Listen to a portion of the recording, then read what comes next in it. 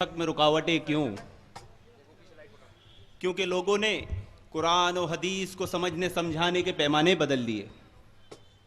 اللہ رب العالمین سورہ نساء آیت نمبر 59 میں فرماتا ہے، یا ایھا الذین آمنوا اطیعوا اللہ واطیعوا الرسول واولی الامر منکم فإن تنازعتم فی شیء فردوہ الی اللہ ورسولہ ان کنتم تؤمنون باللہ والیوم الآخر۔ اے ایمان والو، اطاعت کرو اللہ اور اس کے رسول کی اور اس کے اولی الامر کی، اور جس چیز میں تم میں اختلاف ہو جائے اسے لوٹاؤ اللہ اور اس کے رسول کی طرف، اگر تم اللہ اور روز آخرت پہ ایمان رکھتے ہو۔ محترم سامعین اکرام، یہ آیت صحابہ اکرام کے زمانے میں عدالت کی حیثیت رکھتی تھی۔ یہ آیت زمانہ خیر القرون میں بڑے بڑے اختلافات دور کر دیتی تھی۔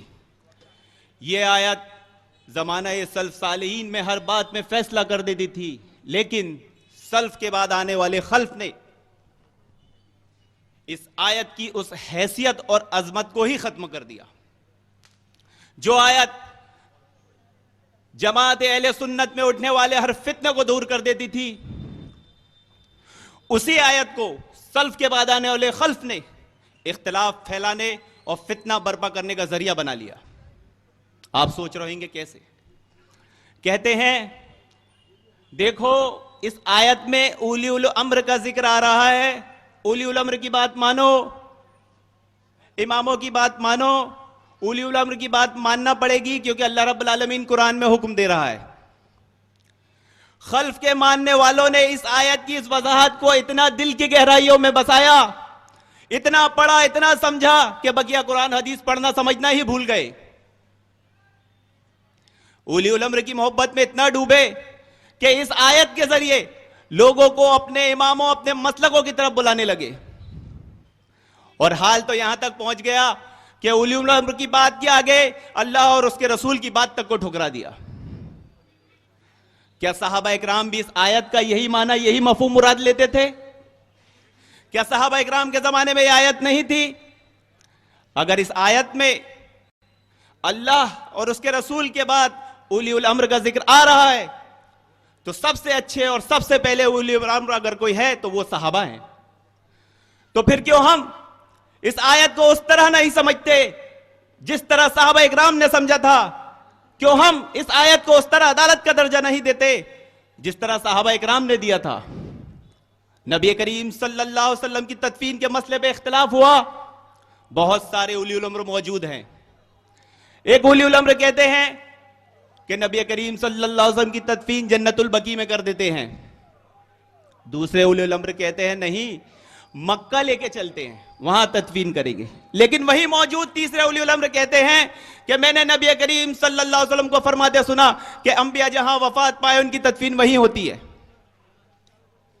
اتنے بڑے بڑے اولی الامر میں اختلاف ہوا، فیصلہ حدیث رسول سے کر دیا گیا۔ کسی نے اس آیت سے استدلال نہیں کیا کہ حضرت علی اولی الامر ہے، حضرت عباس اولی الامر ہے، ان کی بات مانی جائے، بلکہ اس آیت سے انہوں نے یہی استدلال کیا کہ جس چیز میں تم میں اختلاف ہو اسے لوٹاؤ اللہ اور اس کے رسول کی طرف، اور حضرت ابوبکر صدیق کی سنائی ہوئی حدیث کی طرف مسئلے کو لوٹایا گیا اور نبی کریم صلی اللہ علیہ وسلم کی تدفین ہو گئی۔ مسئلہ حل، اختلاف ختم۔ تاریخی کتابوں میں آتا ہے کوفہ کی مسجد میں حضرت علی پہ حملہ ہوا نماز فجر میں۔ شہادت سے پہلے آپ نے وصیت فرمائی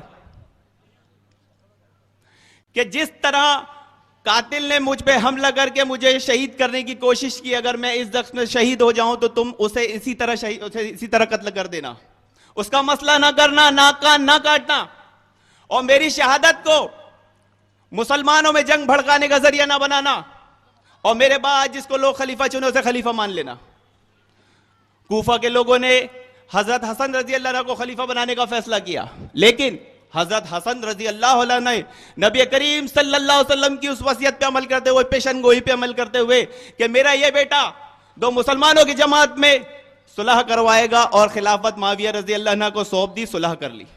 اتنے بڑے بڑے اولی الامر میں اختلاف ہوا، لیکن فیصلہ حدیث رسول سے کر دیا گیا۔ کسی نے اس آیت سے استدلال نہیں کیا کہ حضرت علی اولی الامر ہے، کوفہ کے لوگ خیر القرون کے زمانے کے ہیں، ان کی بات مان لی جائے، بلکہ اس آیت سے سب نے وہی استدلال کیا کہ جس چیز میں تم میں اختلاف ہو اسے لوٹاؤ اللہ اور اس کے رسول کی طرف. مسئلے کو لوٹایا گیا, اختلاف ختم.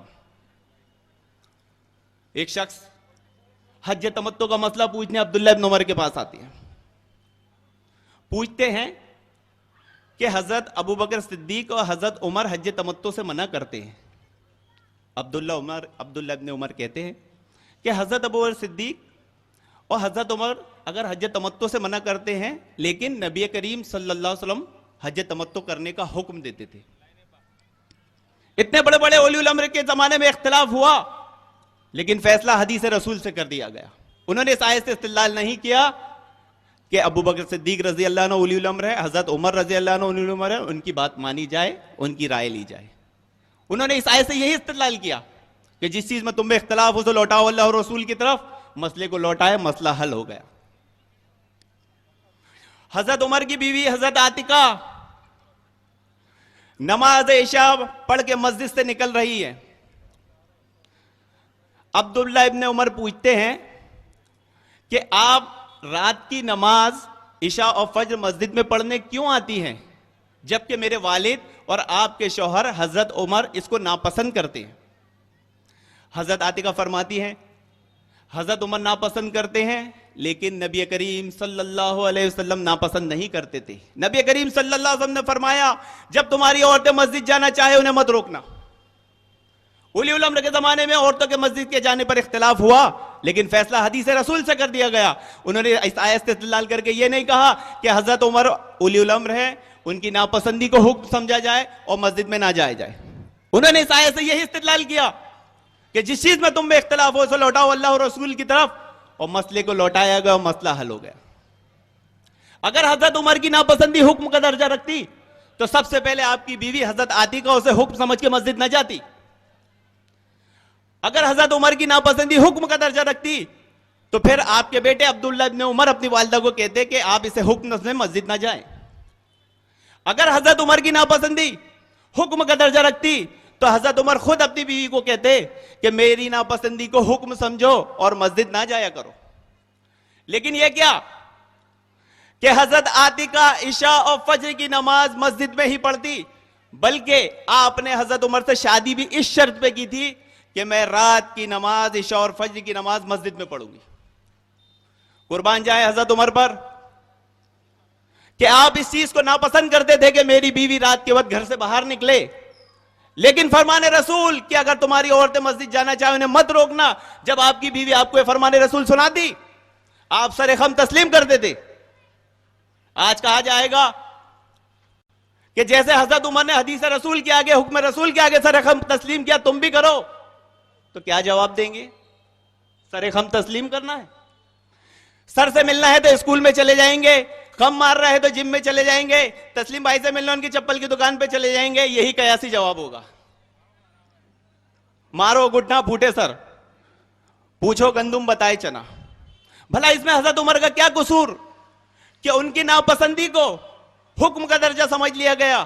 لوگوں نے اپنی کم علمی کی بنا پر عورتوں کو خود مسجد میں جانے سے روک دیا اور الزام حضرت عمر پہ ڈال دیے. نعوذ باللہ من ذالک. نبی کریم صلی اللہ علیہ وسلم کا اندیشہ بالکل صحیح تھا کہ سلف کے بعد ایسے خلف آئیں گے جو اپنی کم علمی کی بنا پر عورتوں کو مسجد میں جانا روک دیں گے. اس لیے آپ پہلے ہی حکم دے کر چلے گئے تھے کہ اگر عورتیں مسجد میں جانا چاہیں تو انہیں مت روکنا. اگر عورتوں کا مسجد میں جانا منع ہے تو مکہ اور مدینہ میں کیوں جاتی ہے؟ وہاں کیوں منع نہیں ہے بھائی؟ کیا حضرت عمر کی ناپسندی انڈیا چل کے حکم بن گئی تھی؟ وہ زمانہ خیر القرون کے لوگ تھے جو ہر مسئلہ حل اختلاف اللہ اور اس کے رسول کی طرف لوٹاتے تھے.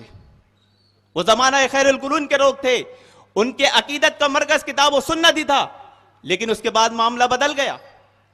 سلف کے بعد ایسے خلف آئے جنہوں نے اختلافات دور کرنے کا حق کتاب و سنت سے چھین کر شخصیات و مرکز کو دے دیا, اور اس آیت کے مصداق بن گئے کہ جو راہ ہدایت آنے کے بعد نبی کریم صلی اللہ علیہ وسلم کی راہ چھوڑ دے اور مومنین یعنی صحابہ کرام کی راہ چھوڑ دے تو وہ جس طرف چلے گا ہم اسے اس طرف چلائیں گے اور لے کے جہنم میں ڈال دیں گے.